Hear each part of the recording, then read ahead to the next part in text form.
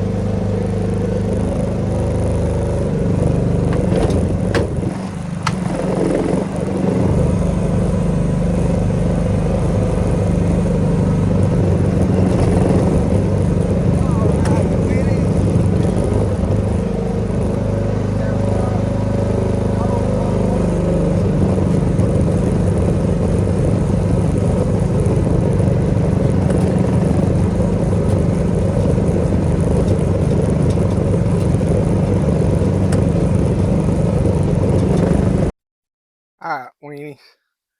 Here's the deal. We got these poles. I tried to explain this on the excavator, but the audio ain't, it's screwed up. But anyway, we got these poles. We're going to try to build a shop in the future. You buy these poles. Well, we don't buy them. We got to deal with the people that you get the poles. Like this one is a pretty good pole. So you get the poles, and this one's probably 20 foot long, and I just about eat it up right there. But you get the poles, you gotta clean up the scrap as well. And what we do is we go get them. Like this one here, it has a piece of guardrail on the side of it or something to protect it. So what we do is we go get these. Ones like that right there, we use them, cut the metal and stuff off of them, cut them 7 foot length, 6 foot length. We use them for fence posts or what have you, you know, if they're a little short. But that's the deal, you gotta clean the mess up to get the pole. We got this deal set up a couple years back, and we built barns with them and everything else. But here's the thing, you know, and a lot of times you'll get them and they'll have cable and stuff like that on them, but you can take that off and sell it, or you can make a pull cable with them a lot of times if you want to, which is what we do some. A little bit about the excavator, guys. This is a Groundhog GH14G. This is a 2022 model. I've had a lot of questions about it, and I just wanted to go through and explain it. I was trying to buy one of these machines through Alibaba. Alibaba had no suppliers at the time that would ship it door to door. They wanted you to go to the port and pick it up. I did not want to deal with that because it's just it's a hassle. So I done my research. I found Hackenberg, and I bought the Groundhog. This was bad enough. I mean, this was 1,200-mile round trip for me to go get this machine and bring it back here, which we done. It was a turn and burn. We left on a Friday night. We come back on Saturday, and it was a trip, and it was a trip I won't forget. I don't want to do it again, but this is the Groundhog ZH14G. It has the Briggs & Stratton Professional, the XR. I think everybody knows, you've probably seen that. The machine has its ups, its downs.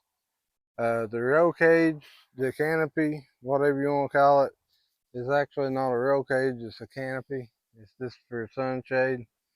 Has been broken in several places. This was broken in shipment. That's one of the downfalls on this particular machine. Here, this is another one. The thumb should have really had another brace out here to where it wouldn't bend. That's a downfall. There's really more pros than there is anything else. The machine's great.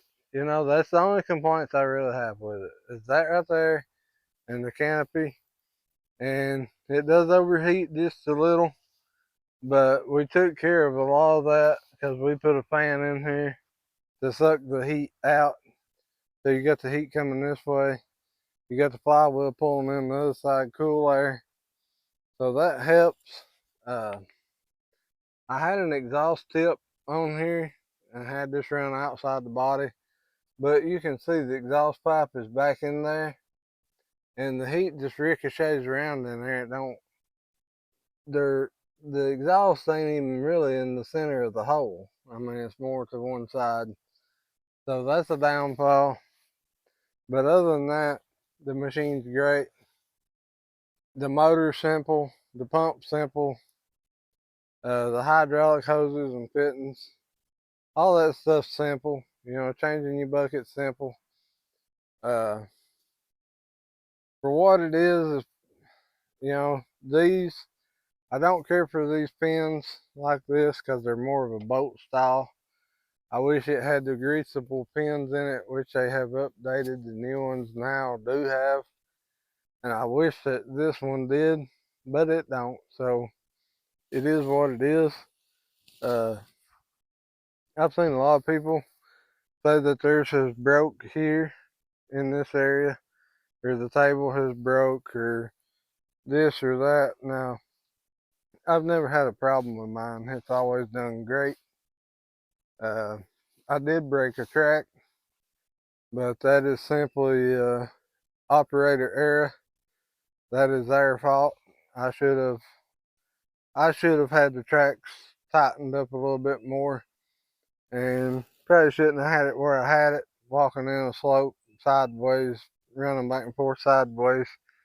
I probably should have been running up and down it instead of sideways. You know, that's operator error. I can't blame that on the machine.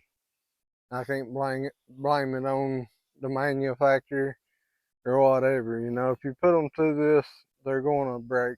That's just part of it. But just want to give y'all a heads up. You know, that's the deal with it. That's why I went to Hackenberg and bought it in Pennsylvania. You can't get door to door. You know, you just you don't know websites online too well sometimes. Uh, Alibaba, you have to watch some of their suppliers. They can't be trusted. Others are very trustworthy, very good people to deal with. But that's the deal. Uh, I have no regrets with the machine at all, really. And I really look forward to buying another one, which I hope, you know, in the future we will have another one. It's just going to be a little longer than what we expected. And, you know, the machine's great. I've not had any problems with the undercarriage. But like I said, this could stand improvement. These canopies, and some of them have, they've been improved. Um, that thumb, they could improve it a lot. Uh, it needs to be fixed to where it won't bend out the way it's turned out there now. And when it comes down here, it needs to meet there. It don't need to come down here like it does and meet here. It needs to be out here. That way, if the angles are symmetrical, then you can reach back here and pick stuff up. At the rate it is right now, as you know, you have to stick the boom out here, and you have to do this number with it, and then roll your bucket over it. And it's just, it's aggravating. It's hard for new people to understand how to do that if you ain't been around it. But for home and garden and stuff, guys, these are great. Uh, I've done a lot more than that with mine. I've really put it to the test, and it has been great. So, uh, pretty simple, light, compact. Don't tear up a bunch of stuff when you're trying to get around and maneuver in people's yards or cemeteries or anything like that. It's great. But figure we'd just show the groundhog a little love today, talk about it a little bit. And got the low boys down here. We had load poles. We got that load unloaded off of that trailer. And just left them sitting down here in the hayfield for now, out of the way. Uh, that is a Quinn trailer. That is a nice trailer. Pretty good trailer. This is actually the trailer that hauled the groundhog back from Pennsylvania for me. So that's it's been great. Good trailer. But guys, got any questions, hit me up in the comments. And thanks for watching. Like, subscribe. And I just wanted y'all to know I hadn't forgot about you. We just took a few days off, needed to rest for a little while. I was about to get burnt out and overwhelmed, so we just took a few days to chill and do some other stuff. But thanks for watching. Like, subscribe, and we'll catch you in the next one, guys. Keep cranking.